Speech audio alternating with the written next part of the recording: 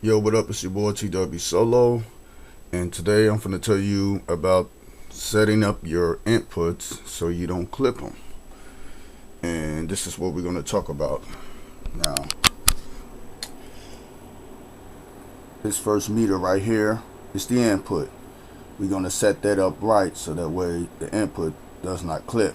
You don't want the input to clip, because if this input clips, it's going to clip all the other meter as well. You might either get the clip sound or it's going to clip as well, but here I'm going to show you. Okay, so first I'm going to do is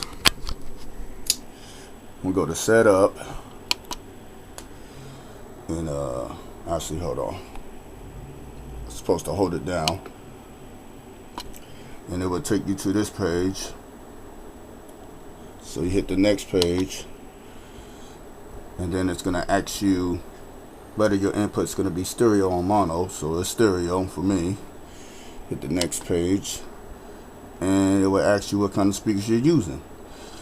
My tops is the JBL Eon 15, so it'll be that. And then you hit the next page button, and then it will ask you if you got any sub, which I do, but it's not in here, so I'm going to have to choose customize. So when I do that, I just have to go all the way, just turn the dial wheel to customize and course stereo, because I got two of them. Hit the next page button, and then it's going to tell you how your speakers are level on your power speaker, how you set up.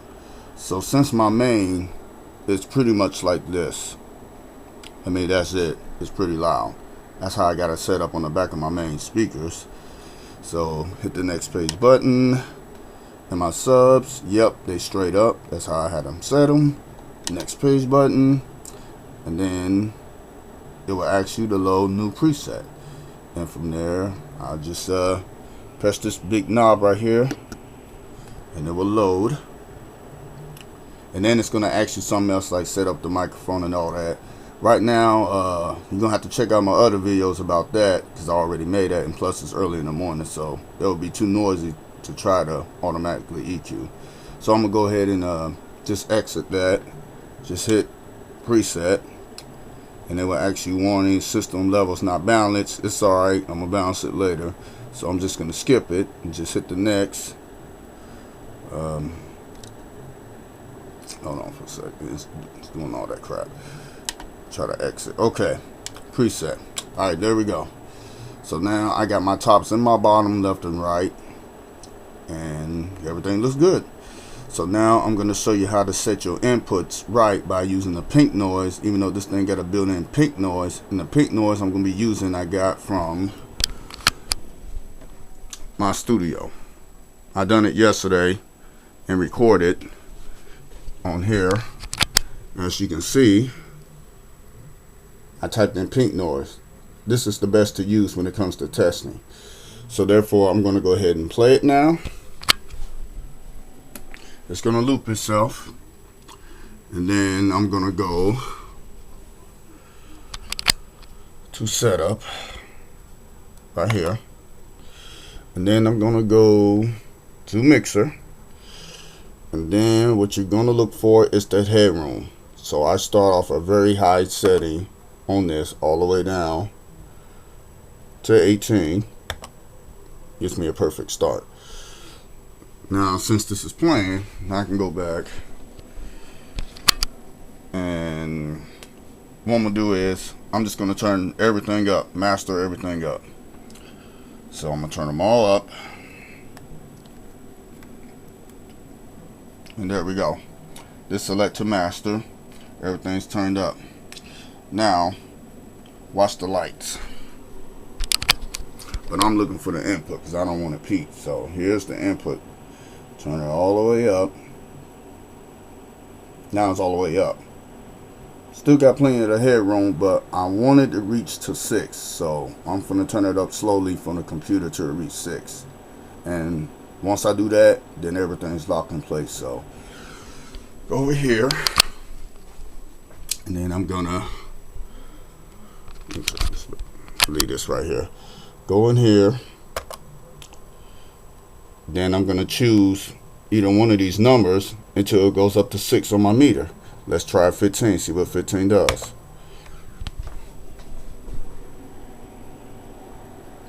Nope, still too low.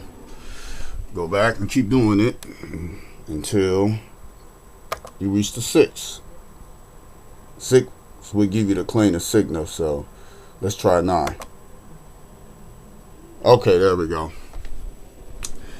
And this is what you wanted. Keep your inputs at that level, because if you clip the input, then you're going to clip the output as well. And here are my outputs. Everything's level the same. Well, that limiter needs to be turned off, but I can turn that off. But that's just as a brief demo about setting your inputs. So this is where you want it. And from there, now that you know everything is turned up and you can't blow your speakers, you can't push over, because this unit right here will protect the input right here, the very first meter, from overload, so you're safe. And then from there, now you can mess with your outputs and tune your speakers over here. Once you get these 4 speakers to clip, back them down a little bit and go back and adjust your limiters, and that's how you set it up. And then once you start playing music, it shouldn't go over at all, because like I said, once you got it all set up just like that, come over here and you find your headroom. I choose 9, but just the best setting.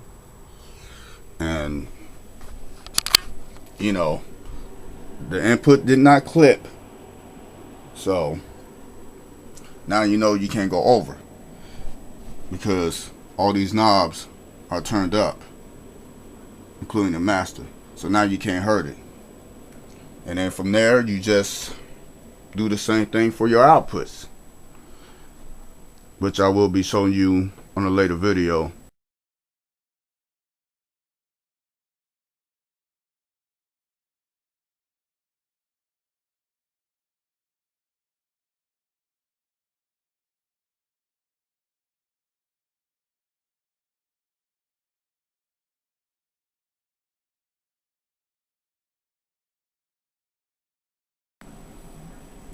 Oh yeah, and there's one more thing I need to tell you.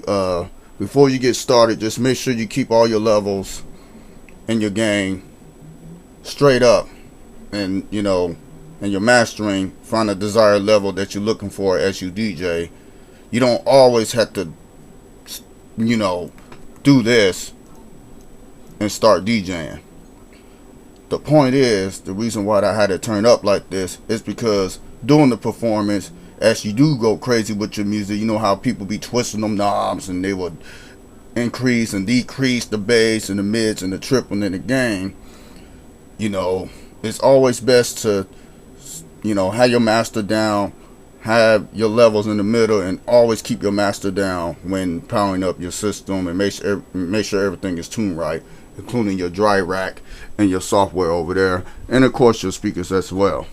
What I'm saying is, you know, during the performance, if you get crazy, you know, when you're mixing and you getting down, that's when you can go ahead and you really can't hurt the input, because like I said, I had it all turned up for the reason.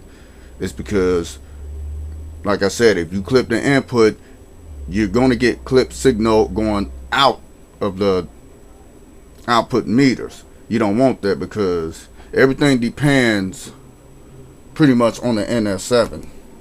If this ain't set up right, that's not going to give you that good sound, and it's going to go out here. So like I said, just keep everything in the middle like this, including your gain. Keep your master down. Once you find a desired level music that you're looking for, then you can go crazy with all of them, because doing the settings of it without clipping in it, you can't hurt it, which I'm going to show you on a later video. And of course, I'm going to make a video of me turning them speakers around. I'm going to reel them so that way you can see them lights going, and I'm going to try to push them and give you a brief idea how to set your output this time. Now that I show you how to set up your input, we'll do the output as well at a later time when you know, like I said earlier. So just make sure you keep everything straight up after you get done doing the pink noise test and all that, and make sure your speakers are not hooked up to it, because trust me, you do not want to listen to a pink noise doing the input test, because it will hurt your ears. Just do it on the outputs, so that way your microphone right here will automatically EQ. Then you can go back and tune the gains of your output once you go to setup over here. That way you can set your dB levels right, just like you would with the input that I just showed you. You know, and just make sure that all your knobs are center. Don't start DJing with the knobs turned all the way to the max, because that's not the way to do it. Like I said, I'm just showing you the maximum gain level that you can push without limiting the input. Just keep that in your head. I just want to make sure that y'all get this. So, alright, I'll let you later.